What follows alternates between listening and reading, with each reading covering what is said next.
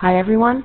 We are starting video 12 today. It's on composite functions, which is on section 14B of your textbook and the MYP5 book. Alright, so we're going to be doing some opening problems, but we're going to leave that for class. And we have a lot of things to do in class tomorrow. So what I'd really like to do is I'd like to start with the actual composite functions. So in doing that, I'm just going to quickly skip ahead close to 18 pages. So our lesson isn't going to be that long. Hold on. Okay, so the composite functions basically has to do with taking one function and making it part of another one, so that I can take one function and I can mix it together with a second function in order to make a new third function. Now, we can write functions or composite functions using different symbols, and one of the ways that we can do that is by using the terminology that I have written here. If you take a look at the symbols written here, I have f with the square brackets g of x. Now remember that f of x is one function, and now we have g of x would be a second function, h of x would be a third function. Okay? Now if I am now saying f of g of x, what that simply means is that I would be taking my g of x function, whatever it is, whatever that function may be, and I would be inserting it or replacing it inside of f of x in order to get a new third function, okay, the new version of it. Now, like I said, we have the one version is written with parentheses, square parentheses, and the round parentheses, so it's f of g of x.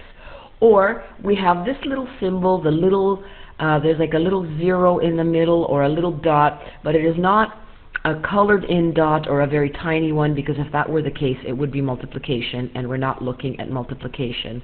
So this just states f of g of x. Okay, so what does that mean exactly? If we were to go to look at f of g of x, okay, as an example, or g of x, h of x, f of x, we can say that taking a look at this example here and our mapping diagram, okay, we can say that we've got functions f and g, okay? And functions f and g could be combined to give us a new function, which is going to be called h. So h of x is really nothing more than the combination of g of f of x. So the combination g f of x means that I am taking the function f of x, and wherever there is an x, I will be replacing it inside in g of x. So that if I place f of x, my f function, inside my g function, then I will get a new function that is called h of x. So I'm taking my f of x function, I am replacing it inside of the g of x function, and that will give me a new function or a new equation, which is h of x. So f at a maps onto b, b will map onto c, and then h of x is really nothing more than a combination where I'm going from mapping from a through to c. Okay, now be very careful that when we are looking at mapping, and I've stated this already in the bottom, but I feel the need to reiterate this, is that g of f of x does not equal f of g of x. Okay, generally speaking, these do not equal the same thing. So what I'm going to do now is I'm just going to just dive right into it and do some example questions, because that's the only way to get the hang of it. Alright, so let's start by saying that I've got two functions. Let's look at function a here, where it looks like it says fog, but it doesn't say fog. You're actually doing f of g of x. Now, f of x is equal to 2x plus 3. Okay, so f of x is equal to 2x plus 3, and g of x is equal to x squared minus 1. If I am going to be performing f of g of x, that means that I am taking my g of x function, so whatever g of x is equal to, and in this case it's x squared minus 1, I will replace it inside of f of x. So wherever there is an x in the function f of x, I will replace it with x squared minus 1.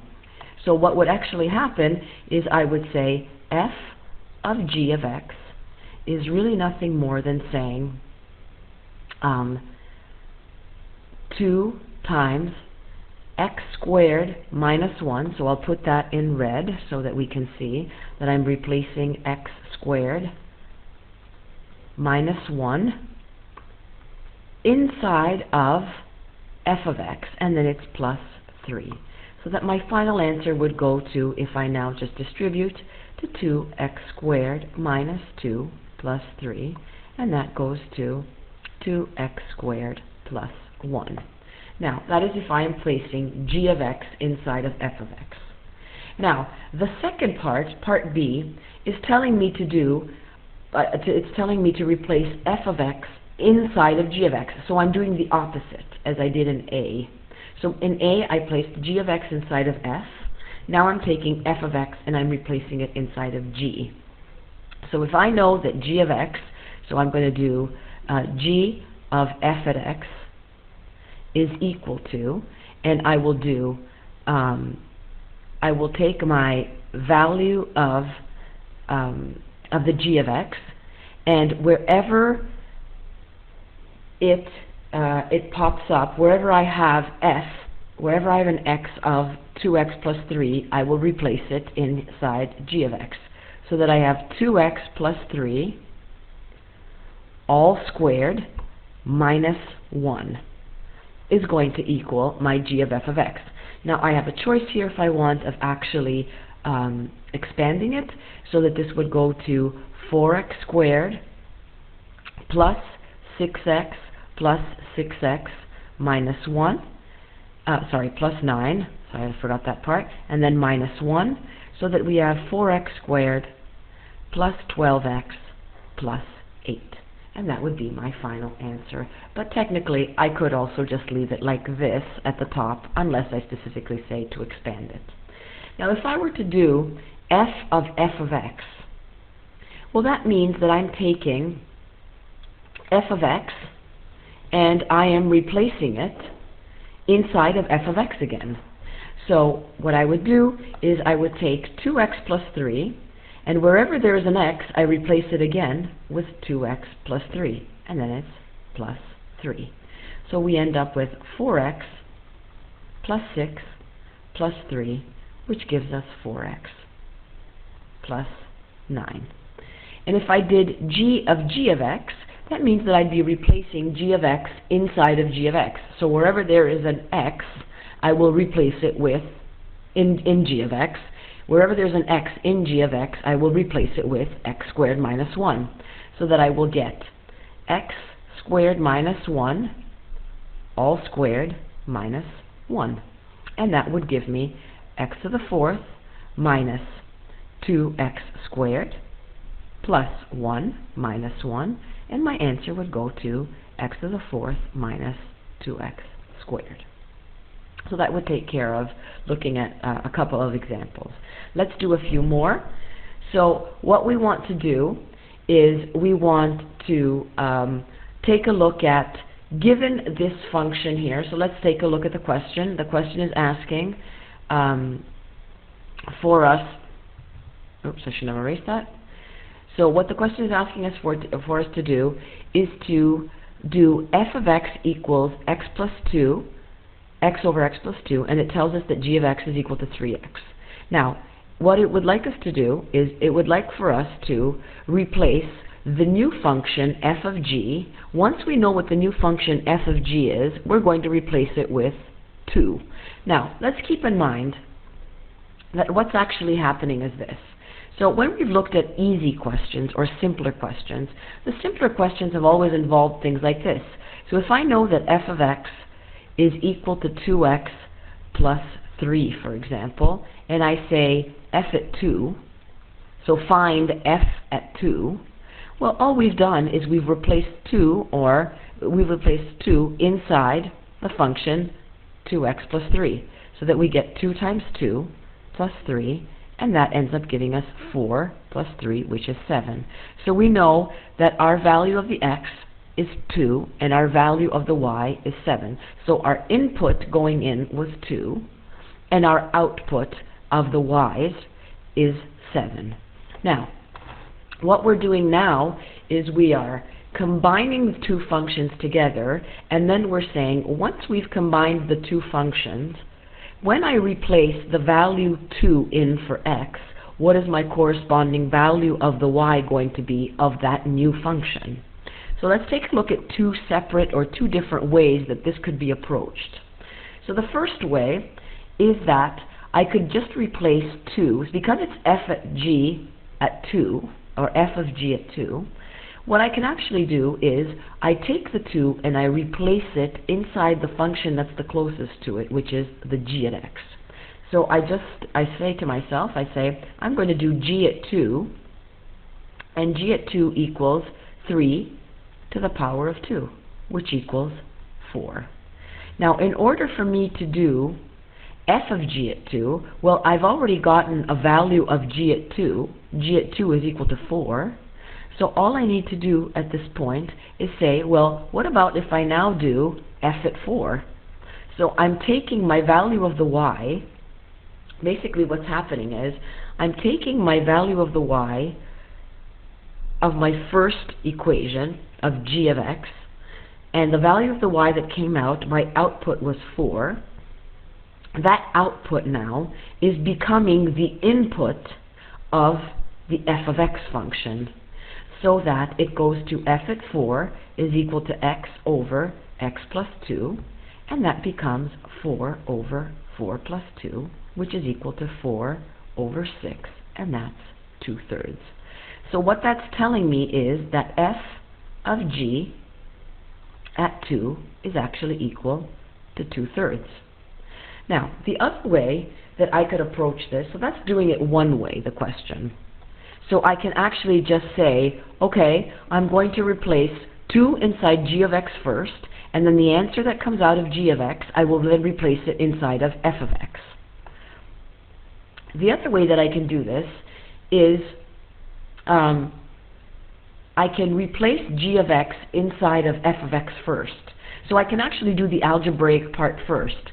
So I'll do g of x inside of f of x. So that just simply means that wherever there's an x in f of x, I'm going to replace it with 3 to the power of x. So don't get all frustrated and say, oh my god, what is she doing? I'm doing f of g at x first. So wherever there's an x in f of x, I will replace it with 3 to the power of x. So 3 to the power of x will be replaced in there, and it will be replaced in there. So that I have 3 to the power of x over 3 to the power of x plus 2. So there's my f of g at x. Now, because I have to do f of g at 2, I know what my new function is of f of g at x. So all I have to do now is wherever I see an x in my new function, I will now replace it with 2. So I get 3 squared over 3 squared plus 2, and that ends up equaling 9 over 11.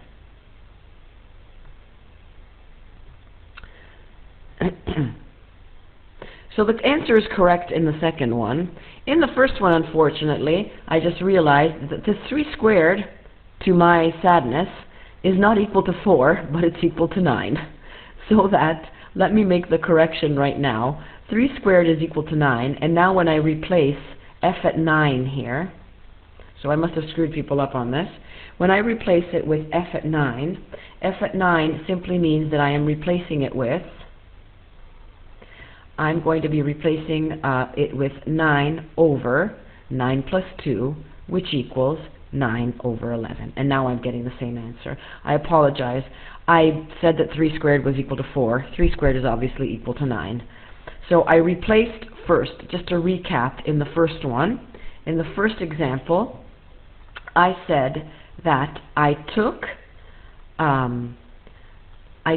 the f of g at 2. So I replaced 2 into g of x, and into g of x, I get 3 to the power of x, which equals 9. That value of the 9 is then replaced into f of x. And so the f of x gives me 9 over 9 plus 2, which gives me 9 over 11. So that's my final answer. In the second case, I did the algebra first. First, I placed the g of x inside of the f of x. And then once I got my new function of f of g of x was 3 to the power of x over 3 to the power of x plus 2.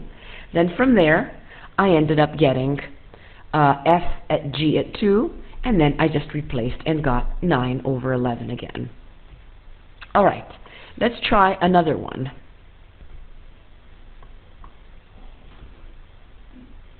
All right, so we're going to take a look at the next example. The next example is f of x equals 2x plus 1 and g of x equals 2x squared minus 3, and we are looking at performing f of g at 2. So there are two ways of doing this. Let's start with, let's do the algebraic form first. So that means that I will be taking g of x and I will be replacing it inside of f of x. So I will say f of g at x is equal to 2 times 2x squared minus 3 plus 1. So that I end up getting 4x squared minus 6 plus 1, and we have 4x squared minus 5. So that is my f of g at x. Because I'm now looking for f of g at 2, now that I have my new function of f at g at x, which is 4x squared minus 5, all I need to do is replace the value of 2 in for the x squared in the given function. So it's 4 times 2 squared minus 5, and that equals 4 times 4 minus 5, and that will give us 16 minus 5, which equals 11. Okay, so that's the first approach. If I do the actual functions first, where I get the new function. The alternative way is for me to do f, so I could do g at 2 first. So g at 2 would just mean I replace 2 times 2 squared minus 3, which gives me 4 times 2 is 8, and 8 minus 3 is 5. Now that I know that g at 2 is equal to 5, I can replace f with 5 now, so it becomes 2 times 5 plus 1, which equals 11. So again, we're getting exactly the same answer. Now, what I want you to be aware of is the fact that what we are doing is, in doing these type of problems, we are doing two things. We are taking, especially in using the second method, I think it's more obvious, we are taking our value of the domain. In this case, the domain is 2. So I am taking the value of the domain 2, and I am replacing it inside of the function g of x. That replacement of 2 in for g of x gives me an output, or a range, of 5. So this is my range. I have a domain of 2 here, so my x value going in is 2, and my range coming out is 5 out of the g of x function. That range of the g of x function, in turn, is going to become the domain of the f of x function, and that will give me 11 at the end, which is the output of our new function, or the range of our new function. Okay, so what I want you to do in this next question is that it says, given that f of x equals x squared minus 2 and g of x equals 2x plus 1, you are to solve the equation f of g at x equals g of f of x. So all we're doing is we're going to solve it. So we're going to do f of g and then g of f. So I'm going to take, on the left-hand side here, I'm going to take 2x plus 1 and replace it inside of x squared minus 2. So it'll become 2x plus 1 all squared minus 2 equals, and now g of f means that I'm taking f of x and replacing it inside of g of x. So it'll become 2 times x squared minus 2 plus 1. So if I now expand all of this, it's going to become 4x squared plus 4x plus 4x plus 1 minus 2 is equal to 2x squared minus 4 plus 1. So that I have 4x squared plus 4x minus 1 is equal to 2x squared minus 3. I'm going to bring all my x's, I'm going to bring everything over to one side of the equation so that I have 4x squared minus 2x squared plus 4x minus 1 plus 3 is equal to 0. And I end up having 2x squared plus 4x plus 2 is equal to 0. Now, I can actually, because you're being asked to solve this, I can actually remove a common factor here, which happens to be 2, and I'm left with x squared plus 2x plus 1 is equal to 0. And lo and behold, when I divide everything by 2, I'm left with x squared plus 2x plus 1 equals 0. And here I end up getting, this being a perfect square by factorizing, I have x plus 1 all squared equals 0. And now if I take the square root of both sides, I get x plus 1, so I'm going to take the square root of both sides. Oops. I take the square root of both sides, I end up getting x plus 1. I end up getting x plus 1 is equal to 0, so that x equals negative 1. So I have solved for x here. Okay, now I'm just going to go through what I mentioned in the previous couple of slides about my f of x, my domain becomes my range, and the range goes back to the domain, and so forth. And I'm going to show it to you visually now as a mapping diagram so that you can see it a little bit more clearly. So it's given, it says, consider the two functions. We know that f of x equals 2x plus 5, and we know that g of x is equal to x minus 3. Now, we know, I'm telling you that the domain of f, so the possible values of the x, so the domain of f is 1, 2, 3, and 4. And I know that the domain of g is the range of f. So, let's see what's going on. If I am doing g of f of x, that means that I am taking my f of x and I'm replacing it inside of g of x. So my values of the f of x, which we know to be 1, 2, 3, 4, I've written them as 4, 3, 2, 1, or if you want to look at it from bottom up. When I replace the number 1 inside of f of x, I end up getting 7. So it's 2 times 1 is 2 plus 5 gives me 7.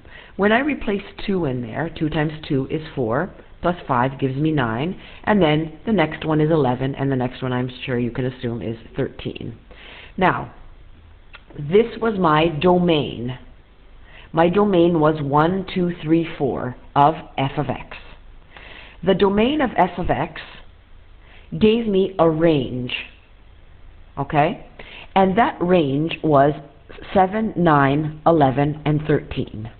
Now, I take that range of the f of x, and now that range is going to become the domain of my g of x function, because I'm now replacing those numbers inside of g of x. So my domain, or my range of f of x, becomes my domain. The range of my f of x becomes my domain of g of x. So that I say now 7, I will say that 7 minus 3, so it's starting down here at 7, 7 minus 3 will give me 4, 9 minus 3 will give me 6, 11 minus 3 will give me 8, and 13 minus 3 will give me 10.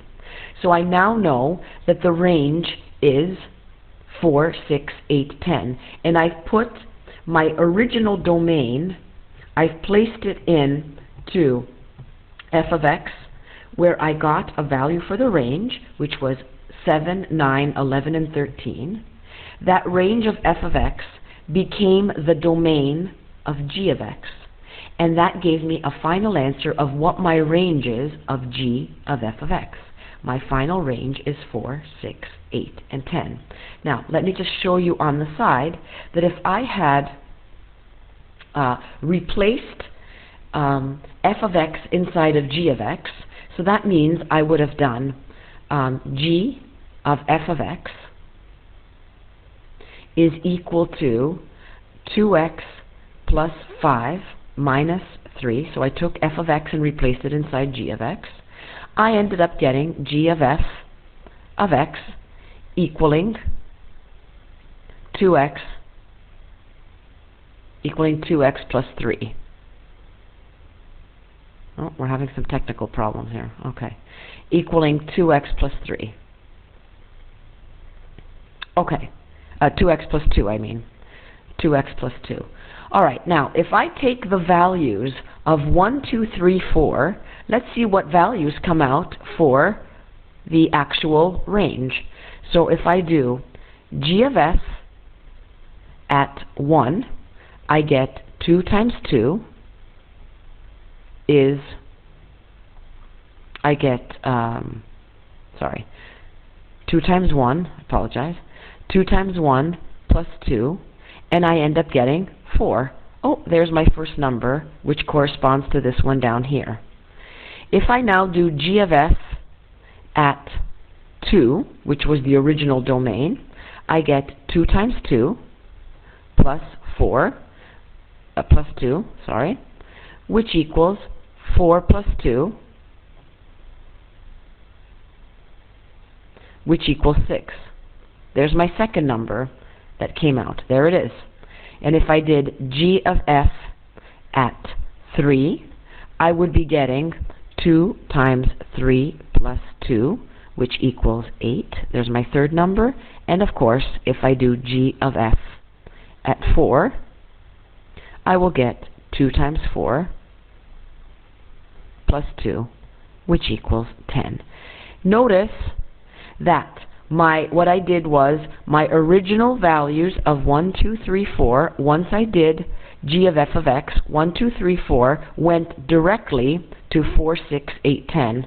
The middle step here, where we have 7, 9, 11, and 13, was completely skipped. So my domain of the first function f of x became, once it went through inside of f of x, it gave me a range. That range was then replaced and became the domain of g of x, and then we got our final values of the range for g of f of x. Okay.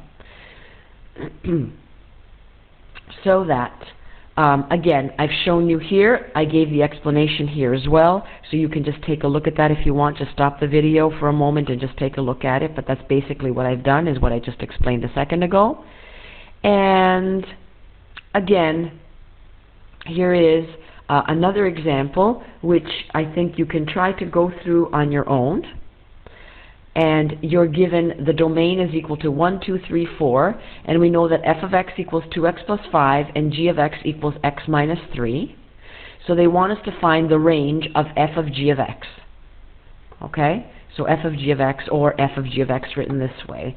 So one way we could do it is to replace g of x inside of f of x, and we have our new function 2x minus 1, and then all I have to do is just replace the values from the domain 1, 2, 3, 4 inside each of the individual in the function f of g of x, and I get the corresponding values of 1, 3, 5, and 7, so that I know that the range of our new function is 1, 3, 5, and 7.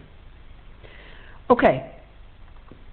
I am going to leave this question for the moment, and your work is going to be to complete exercise 14D, all of it from the MYP 5 Plus text that's found online, and then you also will have a composite functions practice sheet to look at, and that will be done in class for the next class. All right, see you then.